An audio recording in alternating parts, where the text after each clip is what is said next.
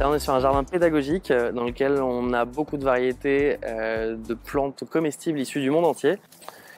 Le but, c'est de faire de la pédagogie, de faire découvrir beaucoup de plantes qu'ils ne connaissent pas forcément, de leur montrer comment poussent les fruits et les légumes, et qu'ils puissent découvrir toute cette biodiversité. Le potager, il a été installé il y a un petit peu plus d'1 an et on a vraiment recréé un écosystème. Ici, on a beaucoup d'oiseaux qui sont installés, on a beaucoup d'insectes également.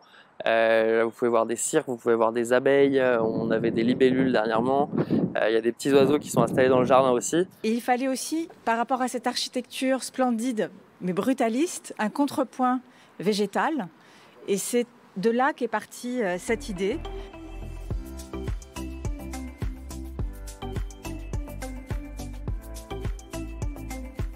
Et alors avec le Covid et le confinement, tout ça a pris un sens encore plus fort. Parce que pendant cette période si particulière, ces jardins ont été une consolation parce qu'on les voyait pousser. C'est une merveille de voir cette force de la nature qui prend et qui grandit et qui se développe et qui nous apporte sa beauté, sa diversité, ses senteurs, sa générosité avec ce potager qui sont d'ailleurs très appréciés par les restaurants de l'UNESCO ici au 7e étage. Par exemple, les chefs viennent récolter de la sauge ananas. La sauge ananas, c'est une variété de sauge qui a une forte odeur d'ananas. C'est super pour décorer les assiettes et pour les manger comme ça aussi.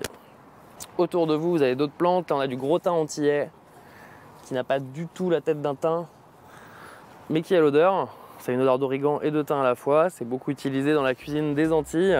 Juste à côté de vous, vous avez du shiso. Quoi ça sert ? Le shiso, c'est une plante qui est très utilisée dans la cuisine asiatique. Ça a un goût très très spécial.